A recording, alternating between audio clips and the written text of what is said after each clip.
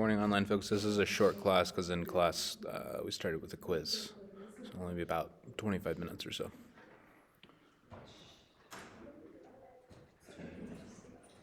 Is there not a bag on the back of my door? Huh? Did I grab the wrong one? Yeah, but it's fine. No! This works too. Okay, sorry. Is that on the back of the door? No, it's right inside the door. I guess I have poor listening skills. It's my bad. Mr. Frog! I'm so excited. That's bitches. Where's my copy? Where's my... Why not let Mr. Bitches?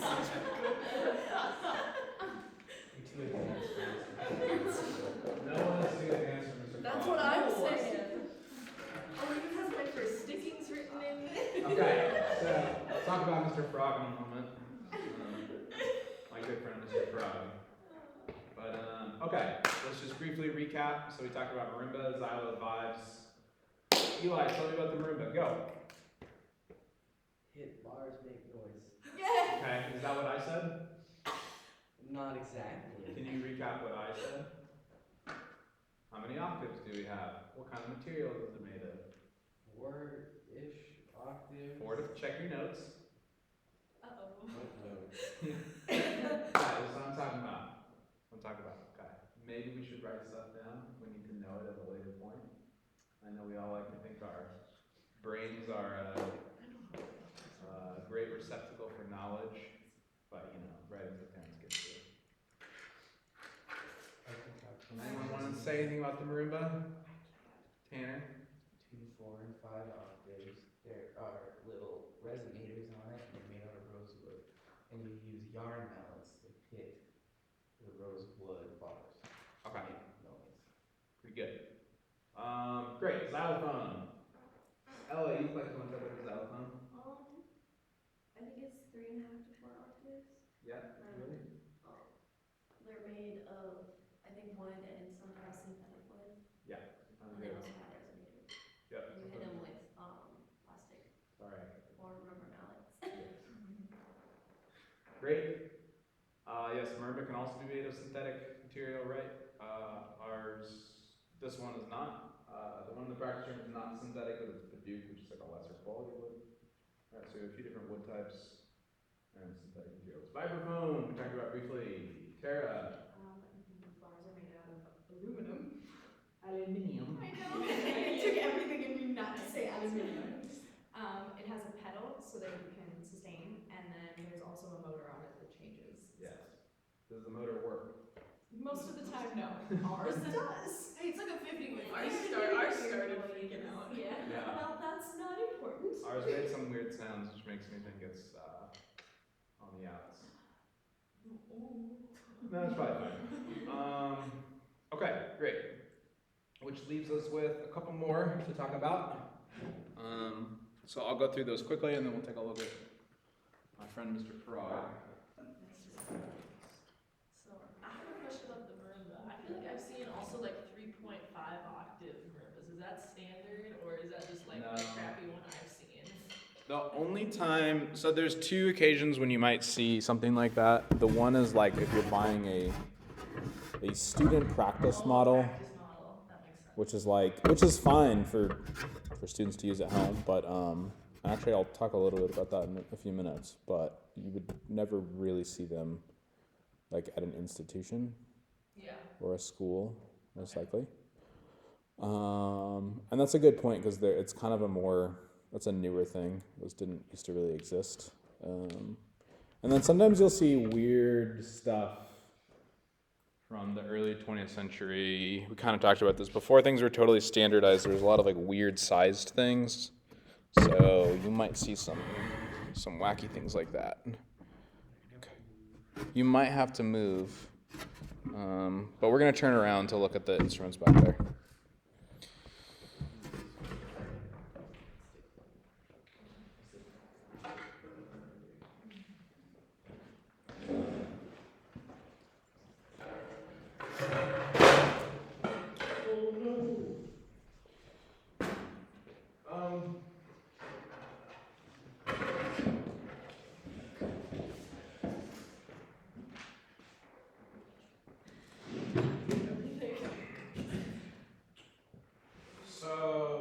about the Glockenspiel, also known as the bells.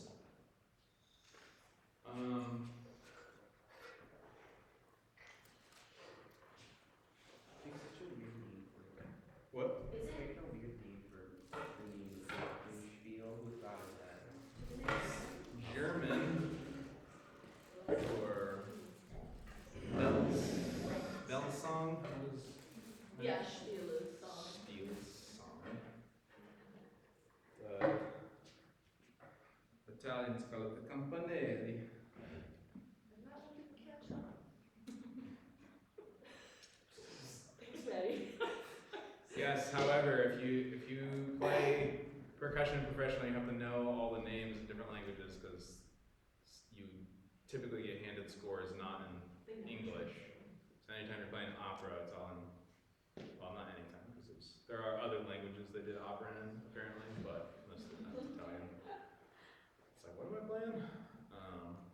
But yes, German and Italian are very helpful to know. Percussion, like I don't speak those languages at all, but I know most of the names of the instruments in those languages. Okay, so bells or Glockenspiel, metal bars.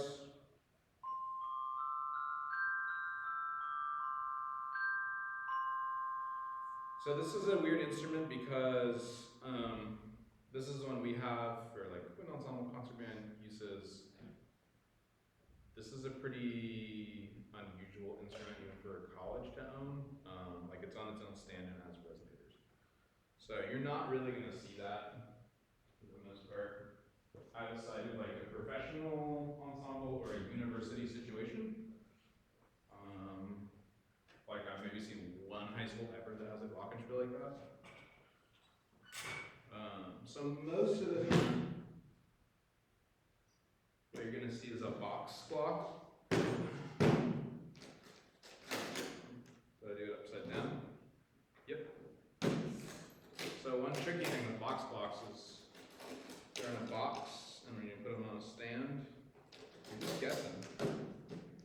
Maybe I like that, the double-sided block. Yeah. Where the technology's not there yet. This is not what you should do, but this is what I'm going to do. As I say, not as I do. Cars crying in there. That's what that sounds like. It's fine. They're resilient. Those are nice though. Once you have graduate degrees in percussion, you can do dangerous things with the instrument. Before then, you're not allowed to. Like on the back side of the degree. Yeah. Like little fine print there. Okay. So glockenspiel, made of metal. Typically some kind of stainless steel. You don't need to know that, but this was made of. A standard glockenspiel is 2.5 octaves. Okay, so this is from F to C. Not my brain. 2.5 octaves, this can be pretty normal. This one here is a 3.3, 3 1/3 octaves. Again, that's very rare, the big one. You're not really gonna see that. Okay, it's cool that we have it, it's pretty, it sounds great. But for the most part, you're gonna see something more like this.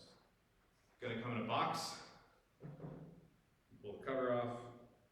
You can usually pull the actual instrument out too. I would not recommend doing that, just leave it in the box. We play it with typically some kind of plastic mallet. Hard plastic, medium plastic.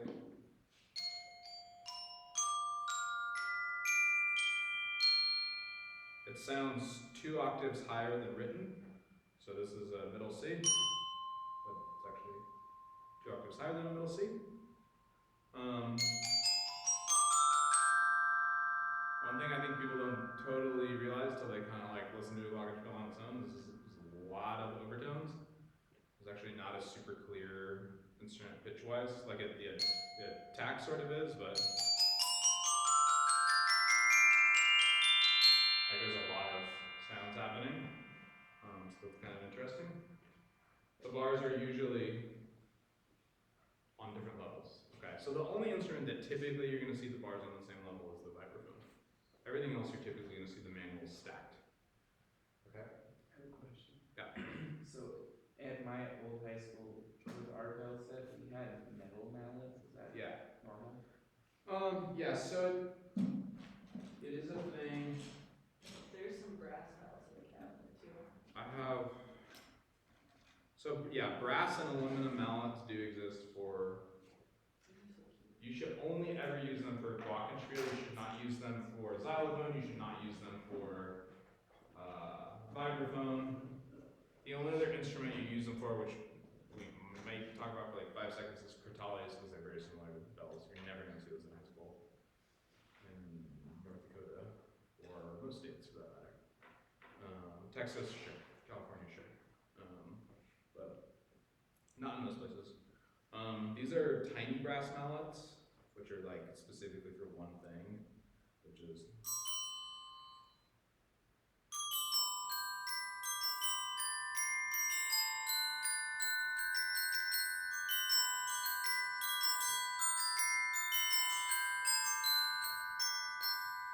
That's the Magic Flute by Mozart. A very, yeah, it's a standard excerpt for percussionists and auditions. And we all own like one stupid pair of mallets just for that. Those are adorable. They are very cute. Some people make their own, you know, because you can just buy like a wooden dowel and That feels like a very bad picture. pop a brass bead on top and call it a day. I'm not very crafty, so I didn't do that. I just paid somebody else money to give it to me. Okay, so the one thing I just want to talk about with this instrument is that, and I think I alluded to this last time. So usually when percussionists are starting, in most places I've been, the typical thing your first year is to rent like a bell kit and with a snare drum and or practice pad, right? Some kind of combination of these things. Is that what you guys have experienced here? Yeah. In this region? Okay, cool. So 2 things about that. One is that that instrument is very similar to this instrument, but it's like a much lower quality instrument. So that is not like a real Glockenspiel or people's band directors say bell kit. No percussionists say the word bell kit, just so you know. So if you want to be cool with, you know, your percussion friends, don't say bell kit unless you're talking about 6th graders. So this is a real instrument. The bell kit is like a student model instrument that is like strictly for pedagogical purposes. Like it's never played in a, you know, ensemble outside of like a beginning band context. Or if you have like a cool indie band with some bell Glockenspiel licks, you can use it for that. I thought Tanner was gonna laugh, but I'm getting laughs on that one. You know, the cool indie bands, they've got the little melody on the bells the second time through the chorus or something. No? Tara, nothing? Me? Why me? I don't know. Yeah, why did you pick me to laugh? I gotta pick somebody.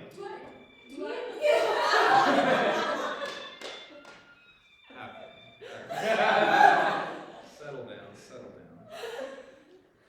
So, connected to that though, what do you think one of the challenging things of playing this instrument is? There's a couple challenging things. It doesn't resonate.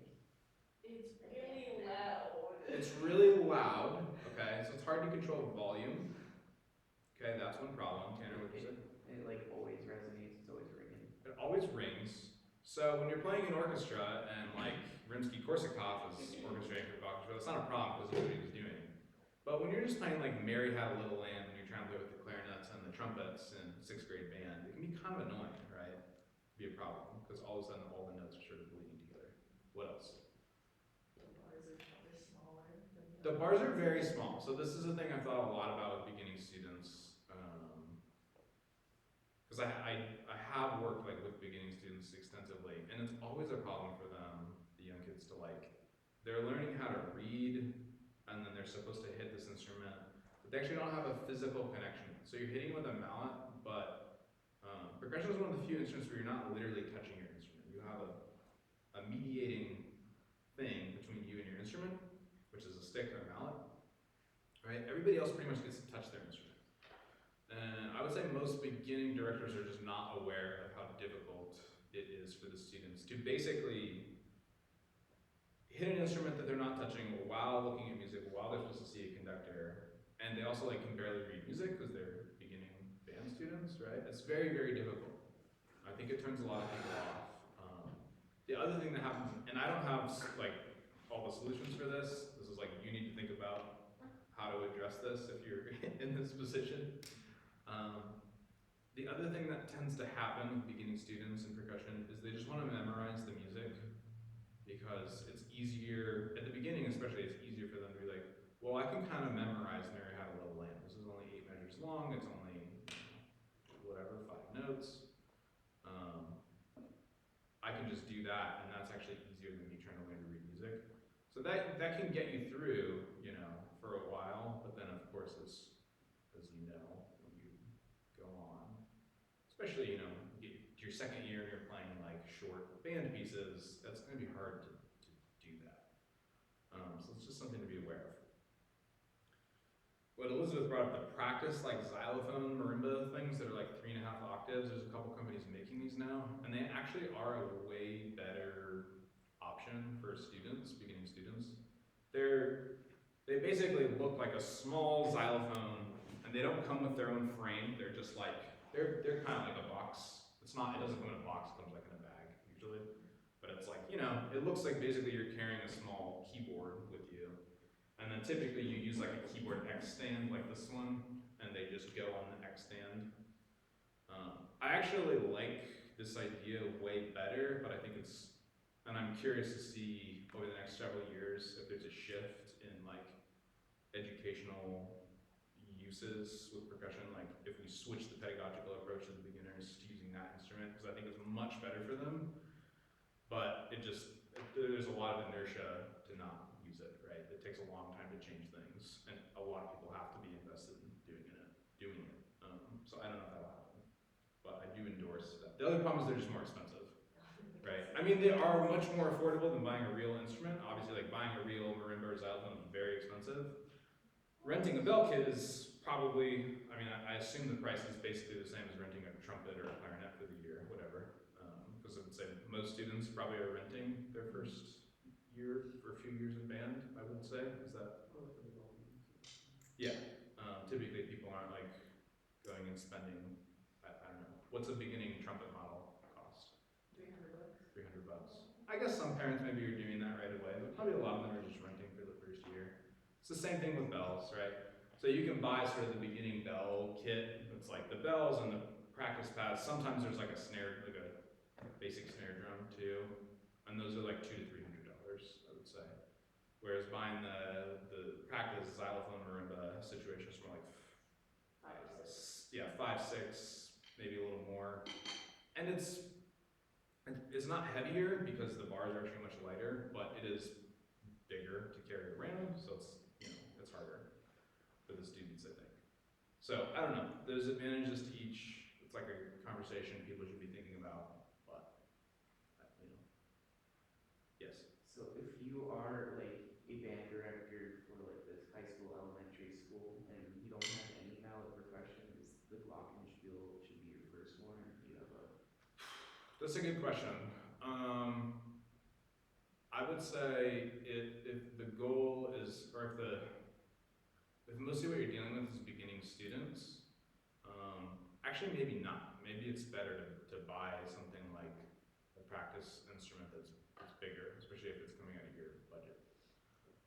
It's a little hard for me to say because although I'm not coming from like a Texas or California where they have these massive band programs, I am a little more used to like, there's 6th grade beginning band, there's a middle school band, there's a high school, and they're all sort of like completely separate, discrete things with like a full-time elementary school teacher, a full-time middle school director, a full-time band director. That's kind of the context I'm coming from, which I think is like pretty average for a lot of the US.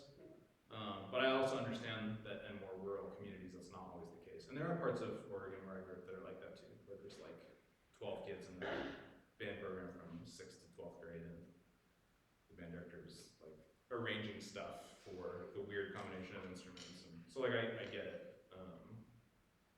I think it probably depends on, yeah, like the budget, what the long-term like projection, as far as like what are we actually trying to do.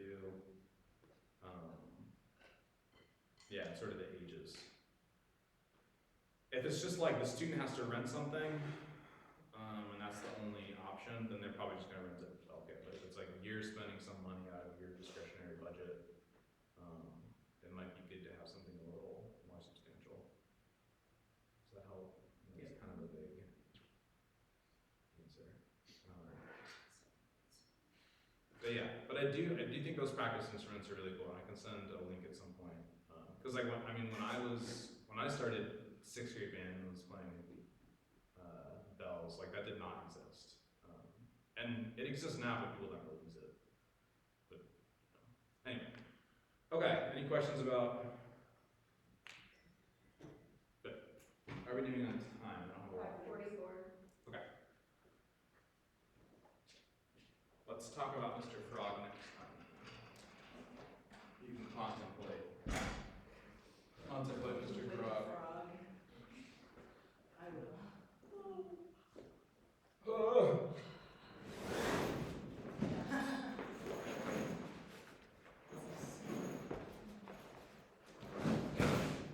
Okay. This instrument is chimes. There's one other name for it that doesn't usually get used, but it's kind of fun. The tubular bells. Tubular bell. I feel like it's a very 70s name. I will be only calling them that. Do we have hammers in here? The hammers are in a little baggie hanging off of it. They live there. Oh, I see. Yeah.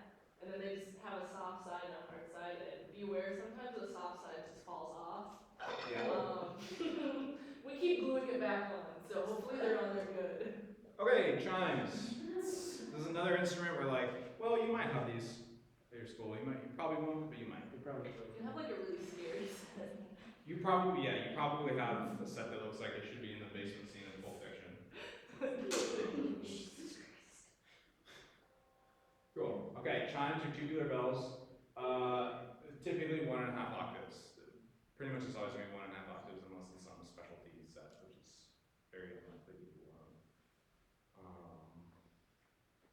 Like I saw somebody who just made like some bass chimes for the St. Louis Symphony or something, but slightly different thing than what we're talking about. Typically it's going to be C to, this one's C to G. Actually, I guess I'll go back and say this is actually 1.6 octaves. This one's slightly bigger. Thanks Adams for that. That's the manufacturer. But usually you're going to see C to F. I guess they decided to throw in a couple extra notes. So they probably charged like $2,000 extra for that. But okay, chimes are a weird instrument. What is weird about them that's completely different from all the other instruments? Hammer, yes. They're vertical. Okay, every other instrument you play it this way, right? And then all of a sudden it's like chimes. Let me give you the heaviest thing you've ever hit something with, and then you're gonna do it vertically and make nice sounds. Okay, so it's not like a hard instrument to play. Like I get it, you step up and you whack it. Like it's not rocket science. However, again, just in defense of percussion, it's everywhere. I think it's an instrument that like a student does need like a couple minutes to figure out how it works and like practice a little bit on it. I think people are very dismissive of percussionists practicing instruments that aren't like snare drummer and river. It's like triangle. Why are you practice a triangle? It's like, do you want it to sound good? Because if you do, then you need to practice it, just like any other instrument. It doesn't have as many things it needs to do, right? You're not playing scales on a triangle, but you do have to practice it to learn how it works and how it makes good sounds. Okay, it's the same for every percussion instrument. You spend a little bit of time getting used to it. Okay, guiro is hard to play well. It just is. You have to practice it. We'll get to that later. Crash cymbals, it usually sounds pretty bad, right? When like junior high players play crash cymbals, guess what? It's because they haven't practiced it for like a bunch of hours. So that's my rant that will continue through the semester. The main thing with chimes is they sort of have this little lip at the top, and that is what we're aiming for. Okay.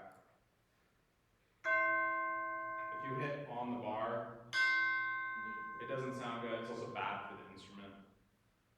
the metal is much thinner here. It's much thicker on the top, so it's better for this room to hit there. A lot of these newfangled sets of chimes come with these beaters that have a soft side and a hard side.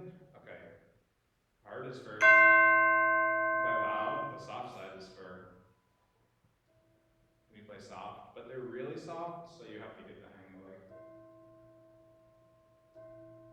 you know, knowing when you're actually using one versus the other. Because sometimes I might actually still want the articulation of, that's pretty soft with the hard side. The chimes, did I miss anything? There's a pedal. Most chime parts, all chime parts, are with the pedal down basically. There's almost never an occasion where you playing chimes with the pedal up. I know we're out of time. One quick thing, and I'll show this more when we actually are playing the instruments, because I want to get us on the instruments next week. You press the pedal down, and it rings. You pull the pedal up, and it doesn't ring. However, there's a button here on the side that if you press, I knew this was going to happen. This button is usually broken too. Oh, thanks. No, it's not usually broken, it's just usually tricky. And if you press that button down while the pedal's down, it holds the, what's the equivalent on that piano? It's not quite the same, but, you know, where it still rings. You sure? You sure? Okay, and then you can do that. So a lot of times if I'm playing like a real chime part that's involved, I put that down so I don't have to keep my foot on the pedal the whole time. And then the reason you have the pedal is because you get to the end of the piece and you need to cut off the sound, right? You get to the end of the section and it's like annoying if the chime is still ringing. You just turn the pedal off. Any questions? You shred on the chime. I mean, not really.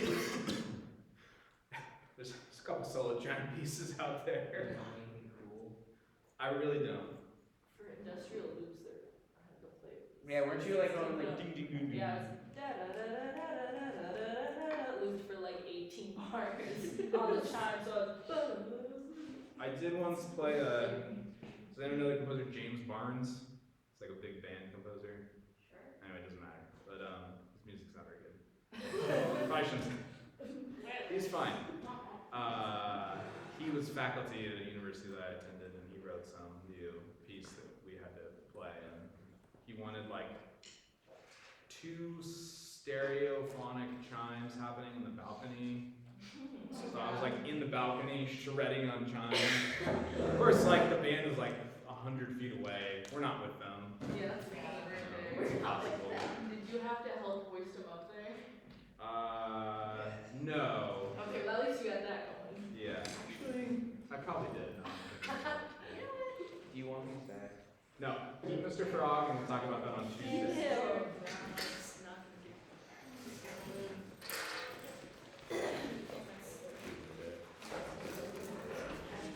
Huh? He loves the kid cooking on the beat.